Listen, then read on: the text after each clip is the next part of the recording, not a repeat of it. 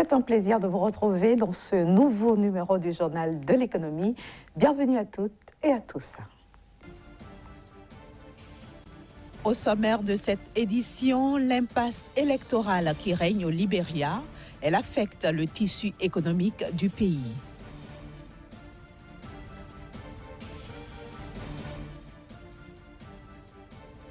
Le taxi-bateau, nouveau mode de transport au Nigeria, il vise à favoriser la fluidité de la circulation dans le pays.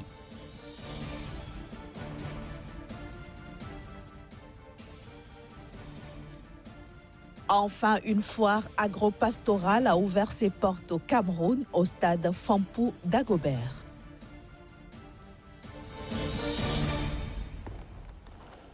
Et nous commençons donc par Monrovia, la capitale du Libéria, où la vie est au ralenti, conséquence de l'impasse électorale dans laquelle le pays évolue depuis un bon moment maintenant. Les commerçants restent suspendus à la décision de la Cour suprême devant statuer sur les recours de candidats à la présidentielle qui réclament l'annulation du scrutin. Au lendemain du report signé par la Cour suprême du second tour de l'élection présidentielle au Libéria, c'est une ambiance morose qui règne à Monrovia. Les clients se font rares dans les marchés de la ville, aux grandes dames des commerçants. Nous sommes allés aux élections. Nous nous attendions à un second tour et à la place, ils sont allés devant les tribunaux. Ils pensaient que c'était pour notre bien, mais ça ne l'était pas. C'était seulement pour le leur, parce que s'ils nous aiment en tant que Libériens, ils comprendraient ce que cela signifie de venir au marché pour ne même pas trouver de quoi nourrir son enfant. Ils nous font souffrir. L'impasse électorale que vit le Libéria affecte aussi les investissements étrangers. Et par conséquent, ils jouent la prudence et attendent. Et parce qu'ils attendent, cet investissement qui pourrait être mis dans l'économie et qui aiderait à maintenir stable et opérationnel et qui maintiendrait la stabilité de la croissance du PIB, il n'arrive pas. Et donc, les choses commencent à chuter. Un tableau peu reluisant auquel s'ajoute la dépréciation du dollar libérien par rapport au dollar. Ces dernières semaines, en effet, le taux de change est passé de 110 à 130 dollars libériens pour un dollar américain. Si vous avez déjà fait un tour à Lagos au Nigeria, vous avez certainement constaté que les embouteillages sont un véritable casse-tête pour les populations en général et pour les entrepreneurs particuliers.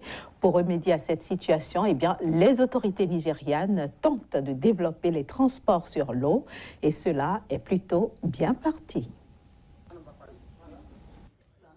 Idriss est entrepreneur à Lagos. Tous les matins, il prend le ferry pour aller rencontrer ses clients dans le quartier d'affaires de la mégapole nigériane, de l'autre côté de la lagune. Un mode de transport qui a changé sa vie. Le trajet coûte 1,50 € et dure seulement 20 minutes. Avant, il lui fallait plusieurs heures en voiture.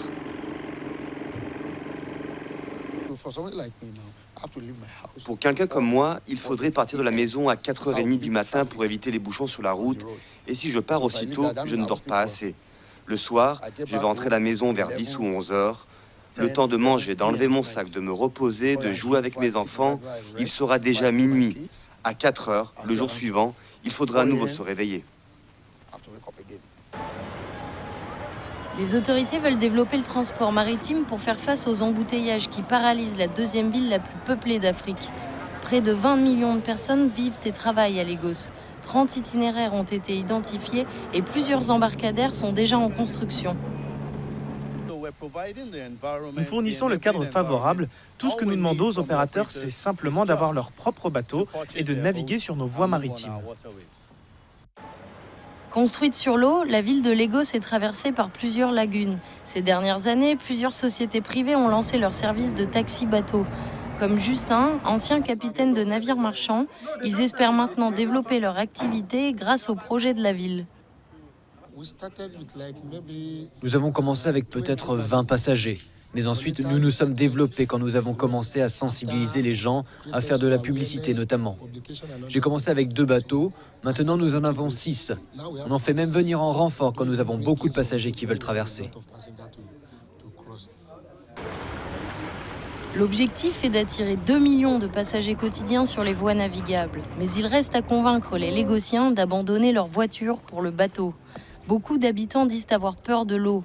Pour les convaincre, des opérateurs proposent de leur apprendre à nager dans la lagune en cas d'accident. Après 2 saisons consécutives plutôt négatives, la surface mondiale ensemencée en coton connaîtra une hausse de 11% en 2017-2018. Cette superficie devrait s'établir à 32,5 millions d'hectares. Le Comité consultatif international sur le coton estime que cette reprise est motivée par l'expansion de la surface emblavée dans les principaux pays fournisseurs. En effet, l'Inde, qui est le premier producteur mondial de coton, consacrera 11,55 millions d'hectares à la culture en 2017-2018, tandis que les États-Unis, premier exportateur mondial de coton, verront une augmentation de 20% à 4,6 millions d'hectares. Quant au Pakistan, quatrième producteur mondial, il va enregistrer une superficie de 3,1 millions d'hectares, soit un bond de 24% par rapport à la campagne précédente. Enfin, le volume de coton qui sera récolté au plan mondial devrait se chiffrer à 25,7 millions de tonnes, soit une progression de 12% par rapport à la saison précédente où 23 millions de tonnes avaient été enregistrées. En cette veille des fêtes de fin d'année, un vaste marché de produits vivriers et d'élevage s'anime sur l'esplanade du stade Pampoung d'Agobert dans le 2e arrondissement de Douala au Cameroun. Bienvenue donc à la 6e édition de la foire agro-pastorale du Cameroun, laquelle foire accueille une centaine d'exposants venus des 10 régions du pays.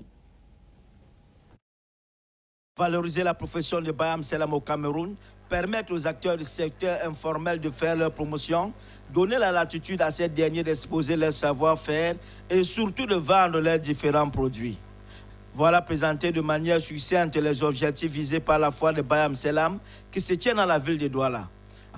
En prélude aux fins de fin d'année, l'esplanade du stade municipal Pampoung d'Agobert dans le 2e arrondissement s'est transformée en un vaste marché de produits vivriers et d'élevage à la faveur de la 5e édition de la foire agro-pastorale nationale. Ce sont 100 exposants venus des 10 régions du Cameroun qui proposent des tonnes de vivres frais, d'huile de palme, de viande de bœuf, de porc, de poulet et de fruits aux ménagères de la capitale camerounaise à des prix relativement abordables. Vous voyez, le poisson qui est beaucoup mangé au Cameroun s'appelle le maquereau. C'est ça que je veux beaucoup présenter. Ici, on vend ça à la foire à 1000 francs le kilo. On s'est battu pour chercher des partenaires et nous-mêmes pour appuyer les 500 francs d'en haut pour que le petit peuple puisse aussi trouver le sel dans son plat. Organisé par l'association des Bayam Selam du Cameroun, ASBI, cette fois qui se veut distincte des autres, parce qu'organisé par les acteurs du secteur informel eux-mêmes et non par les ministères comme c'est souvent le cas, veut à la fois être un véritable carrefour des ventes de produits vivriers et un forum d'échange sur l'avenir des acteurs de cette profession, fragilisé par de nombreux risques. Du Cameroun, nous allons en Guinée-Conakry et ça sera avec notre chroniqueur Casimir Pédian. Vous l'aurez compris, c'est l'heure du débat et nous disons donc bienvenue à Casimir. Bonjour Inès. Aujourd'hui donc, vous nous emmenez en Guinée-Conakry. Comment est-ce que l'économie guinéenne se porte-t-elle ? L'économie guinéenne se porte très bien, ce n'est pas moi qui le dis, c'est les institutions de Bretton Woods, notamment le Fonds monétaire international, qui affirment donc la bonne santé de l'économie guinéenne, et ceci grâce aux réformes engagées par l'État en vue donc de s'offrir déjà de meilleures donc recettes en fin d'année, mais surtout de donner un mieux-être à la population. Et donc aujourd'hui, quelques années après donc l'épidémie à virus Ebola, la Guinée a repris donc ses embellies. On affiche déjà, selon le Fonds monétaire international, la Guinée affiche un taux de croissance à fin au 31 décembre 2017 à 6,7%. Donc, c'est la preuve aujourd'hui que la Guinée a repris donc, ce qu'elle avait perdu par la maladie à virus Ebola et aussi par les crises au niveau de la sécurité de l'État liées donc, au 7 Boko Haram et autres dans la région. Une croissance de 6,7%, suffit-elle à dire que la Guinée-Conakry se porte bien ? Pas forcément, parce que ici les données macroéconomiques affichent une très belle santé au niveau du pays, mais hélas, lorsque nous descendons au sein de la population, on constate une certaine distorsion entre donc cette belle performance de 6,7% et le train-train quotidien. D'ailleurs, selon le FMI, le taux d'inflation aujourd'hui en Guinée tourne autour de 8,2%, ce qui est largement 2 fois au-dessus donc, de la norme communautaire qui affiche 3% maximum. Et donc la Guinée, les Guinéens ne vivent pas bien alors que le pays affiche une très belle croissance. Donc ça fait un peu paradoxe. Le pays doit redoubler d'ardeur pour pouvoir offrir un mieux-être donc, aux Guinéens afin que véritablement l'économie, la croissance soit inclusive. Les Guinéens ne vivent pas bien, Casimir Pédio, mais comment se portent les PME, PMI dans le pays ? Les PME, les PMI aussi vivent comme les Guinéens, c'est-à-dire ça ne va pas très bien, même si aujourd'hui la Guinée est un pays très riche avec environ 40 milliards donc, de tonnes de bauxite, soit 2 tiers donc, de réserve mondiale. Aujourd'hui, les PME et les PMI n'ont donc pas suffisamment de ressources financières surtout, mais aussi de confort au niveau donc, de l'État pour pouvoir exercer leurs activités au niveau du pays. Et ceci à cause du manque d'infrastructures. Tant au niveau donc, des routes, le pays est mal servi donc, en termes d'infrastructures routières, mais aussi au niveau de l'accompagnement financier, le pays, enfin les PME, les PMI ne vivent pas très bien et à ceci s'ajoutent les crises au niveau de l'énergie où le pays n'est pas forcément bien arrosé par l'énergie électrique. Alors Casimir Pédio, que faut-il faire aujourd'hui pour relever la pente ? La Banque mondiale et le FMI recommandent donc au pays des mesures beaucoup plus rigoureuses, surtout en ce qui concerne la gestion du budget de l'État exercice 2018, où déjà des recommandations font état de ce que la Guinée doit pouvoir désormais faire passer son budget donc de l'aspect macroéconomique à donc une économie inclusive en assant beaucoup plus le développement sur les PME, les PMI, sur la jeunesse donc guinéenne, mais aussi sur la relance donc des secteurs clés tels que l'agriculture, parce qu'un pays qui vit avec 40 milliards de bauxite, 10 milliards de tonnes de fer et 2000 tonnes de carats de diamants, forcément c'est des données qui dressent les cheveux sur la tête, mais comparativement au train-train quotidien des Guinéens, il se pose un véritable problème et il va falloir trouver le mécanisme par lequel les Guinéens pourront donc bénéficier de cette richesse de leur sous-sol, bénéficier de l'accompagnement des multinationales en termes donc d'investissement, bénéficier donc de la subvention des banques pour que véritablement la Guinée soit un pays de référence au niveau de la sous-région ouest africaine. Merci beaucoup Casimir Pédio. Nous espérons que les autorités guinéennes vous ont entendu et que peut-être elles vous feront appel aux besoins. Alors ce sera tout pour aujourd'hui. On donne déjà rendez-vous aux téléspectateurs demain. Toujours avec le même plaisir. Voilà, mesdames, messieurs, ce sera tout pour aujourd'hui. Mais restez sur SICA pour la suite de nos informations.